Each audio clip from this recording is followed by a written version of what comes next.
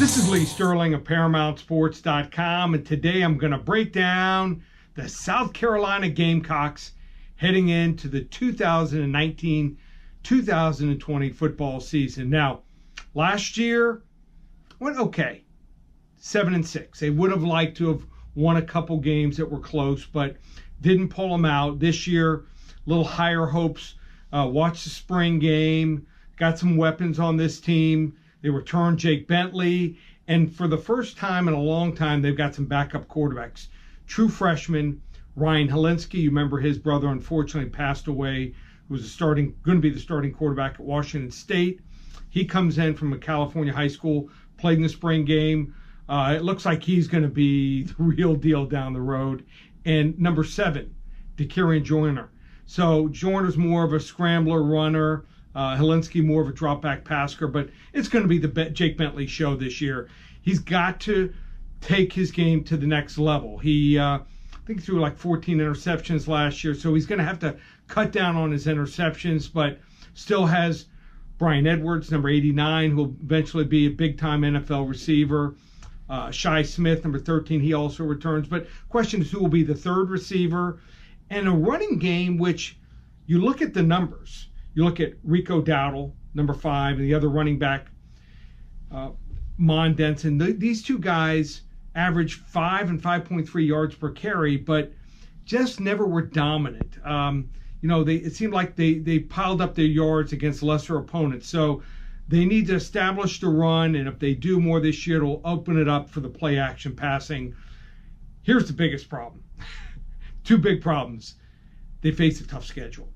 6 opponents last year finished in the top 16 in the country. We're not talking about, teams that are just 1 year flash in the pans. We're talking about Clemson, national champion. Alabama, played for the national championship.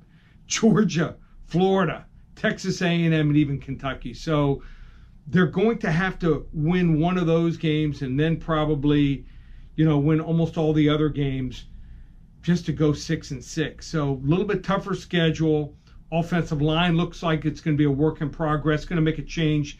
Looks like right guard Sedarius Hutchinson, he's going to be moved over. It looks like the left tackle. Looks like that's what their plans are. I think this year they're going to throw more to the tight end.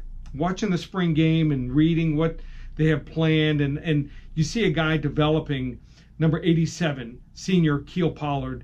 He's going to be their guy. This is a guy that could end up catching 50, 60 balls. He can get down the field. So offense, I think, is in pretty good shape. Defense, they're going to have to do something with a secondary. Front 7 is okay, but they have 2 freshman starting cornerbacks. In the SEC, that's trouble. I mean, they're going to have to get pressure. I think they are stronger this year on the defensive line, and they also have 2 emerging guys on the outside. Defensive end number 15, Aaron Sterling, number 52, Kinsley and Gabari. These 2 guys could end up getting 5, 6, 7 sacks. And I like their 2 linebackers, Green and Brunson. These 2 guys are just tackling machines, but they're going to have to apply much more pressure than last year to protect those cornerbacks that I just don't think are ready. So I'm going to predict 6-6, maybe 7-5. Again, more talent, but tougher schedule.